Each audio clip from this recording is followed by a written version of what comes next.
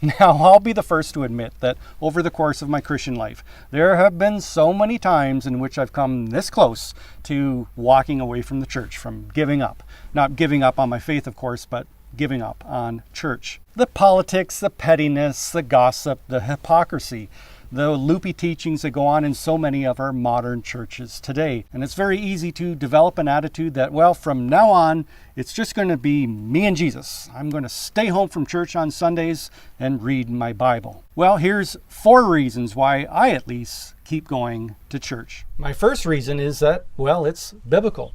Church attendance is not optional.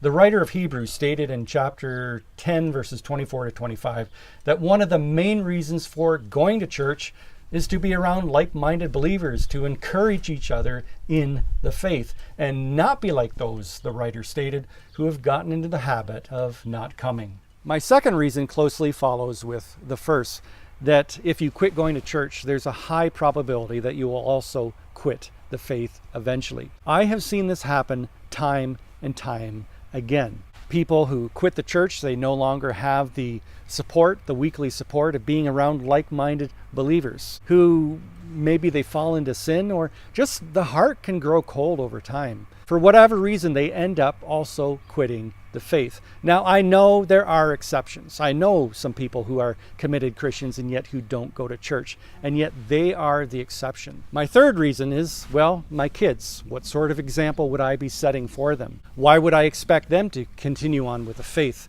if they see no need to meet on a regular basis with fellow believers to encourage each other, especially when you consider all the temptations that young people face today? Now, of course, I know that there are exceptions, but I, for one, am not willing to take that chance with my children's souls. And my fourth and final reason is that whenever I get discouraged with the present day church, I just open my Bible and read about the early church. We tend to think that the early church was perfect, and yet it was far from perfect. The reason why Paul wrote what he wrote, including many of the other New Testament writers, it was to combat false teaching, to rebuke immoral behavior, to warn against false teachers and shysters who had infiltrated the church. So although the present day church is far from perfect, the early church wasn't perfect either.